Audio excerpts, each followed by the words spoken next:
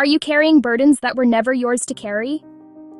Many of us, as bonus moms, find ourselves weighed down by things that are far outside of our control. We spend our days trying to fix the emotions and relationships of everyone around us. We spend our weeks trying to fix the emotions and relationships of everyone around us. We spend sometimes even years trying to fix the emotions and relationships of everyone around us. We attempt to mend fences. We attempt to soothe hurt feelings. We attempt to manage complex family dynamics, all in the hope of creating a peaceful home. But this constant effort often leaves us feeling utterly exhausted. It leaves us feeling depleted and wondering if we are making any real difference at all. It's a quiet, draining struggle that many of us face alone, believing that if we just try a little harder, things will finally fall into place. This path of trying to control everything and everyone is a recipe for burnout. The truth is, peace isn't found in gripping tighter. It's discovered in the gentle act of letting go. It's about understanding what belongs to you and what does not. Imagine for a moment what it would feel like to set down the heavy weight of other people's problems. Picture the space that would open up in your mind and your heart. This isn't about giving up or not caring. It's about caring for yourself enough to release the responsibility for things that were never meant for you to carry in the first place. This is a journey toward a different kind of strength, one rooted in acceptance, one rooted in self-preservation. By the end of this video, you'll know exactly how to handle the overwhelming feeling that you have to fix everything for everyone. You will learn how to stop carrying the emotional weight of your stepchildren. You will learn how to stop carrying the emotional weight of your partner. You will learn how to stop carrying the emotional weight of their ex-partner. You will gain a clear understanding of what is within your power to change and what you must release for your own well-being. This promise isn't about a magical, overnight transformation. Instead, it is about giving you the practical tools and the gentle permission you need to start building a more peaceful, sustainable life within your blended family, one conscious choice at a time. Your peace is possible, and it begins right here. In our time together today, we are going to explore a clear and gentle path toward this liberation. We will start by introducing a simple but powerful concept called the circle of control. This tool will help you visually separate your worries into things you can control, things you can influence, things that are your concern but beyond your power to change. Understanding this framework is the first step toward redirecting your precious energy away from fruitless battles and toward actions that genuinely nurture your own peace and the well-being of your home. It's about working smarter, not harder, with your emotional life. Next, we will look honestly at why trying harder doesn't always create the peace we crave. Many of us were taught more effort equals better results. But in family dynamics, that equation often fails. Pushing harder can create more resistance and resentment. We will dive into the crucial skill of stopping carrying other people's emotions. You are not responsible for how your stepchildren feel about the divorce, or how your partner feels about a difficult co-parenting moment. Their emotions are theirs. Yours are yours.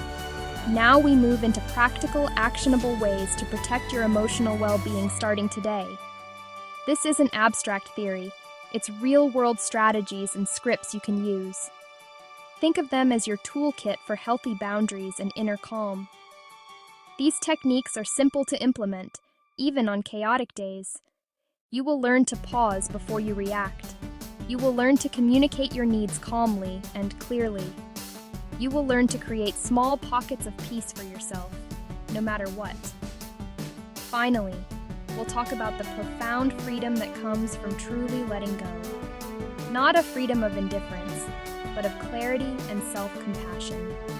The freedom to show up as your best self, not drained by things you can't change. The freedom to enjoy beautiful moments with family instead of fixing the broken ones. This process is reclaiming your energy, your joy, your right to peace. Building a life that feels less like a burden and more like a blessing. Your peace matters, and it's time to claim it. To begin this journey of letting go, We need a map, a simple, powerful tool to help us see where our energy is going. This map is called the circle of control. Imagine 3 circles, one inside the other, like ripples in a pond. Zoom into the smallest center circle labeled control. This is your circle of control. It contains all the things you have direct and absolute authority over: your thoughts, your actions, your words, your choices, your responses. This circle may seem small, but it is the source of your peace and strength. It is the only place where your efforts will yield a guaranteed result. Pan out to the middle circle labeled influence. Your circle of influence includes things you can impact, but not control. You can influence your partner's mood with a kind word. You can influence your stepchildren's behavior by modeling patience. You can influence the tone of your home by creating a calm environment. But influence is not control. You can suggest, encourage, or request. The final outcome is up to others. Spending too much time here expecting a specific result leads to frustration. Cut to the outer circle labeled concern. This circle of concern holds what you care about but can't control.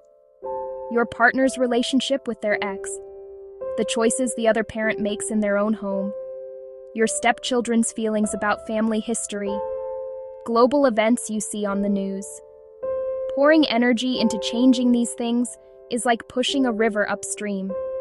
It is exhausting and ultimately futile. Recognizing what belongs in this outer circle helps you release burdens. Now, let's make this concept real for your life as a bonus mom. Let's take a moment to place some common step family challenges into these circles. Start with your circle of control. What truly belongs there? Your attitude when your stepchild comes home from a visit with their other parent. The words you choose when speaking with your partner about a sensitive topic. The decision to go for a walk when you feel overwhelmed. The boundaries you set around your personal time. These are your choices, your actions, your responses. Notice that all of these things start and end with you. They are not dependent on anyone else's approval, cooperation, or permission.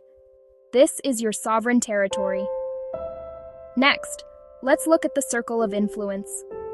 What might you find here? You can influence the household rules by having a collaborative conversation with your partner. You can influence your stepchild's homework habits by offering a quiet space to work. In each of these cases, you are an active participant, a positive force, but you cannot control the outcome. Your role is to offer your influence gracefully and then let go of the result. Now we arrive at the vast circle of concern. This is where so many of us get lost. Your partner's co-parenting relationship with their ex, how your stepchildren feel about the divorce, the rules and routines at the other parent's house. It can be frustrating, but it is outside your jurisdiction. Trying to manage these things is a guaranteed path to exhaustion. Learning to sort your worries into these 3 circles is a practice of mindfulness.